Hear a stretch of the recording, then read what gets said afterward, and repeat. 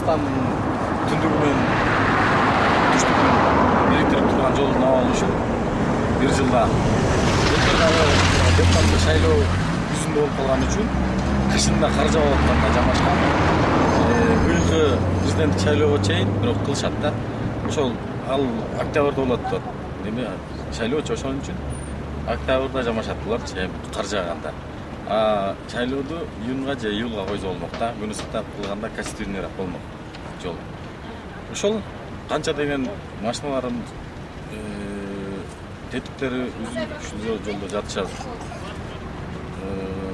Канча деген элдерге зыян келип атат. Экономикасы ушул жолдон да өспөй атат. Мисалы үчүн расходду актабай атат. Дөңгөлөктөр жарылып атат. Мисалы үчүн бир кетип атканда жарылып калса, ал дагы ошол элге зыян болуп атат. Канча деген зыяндар болуп атат. Азыр мына эч кандай жумуш жүргөн жок бул жолдо.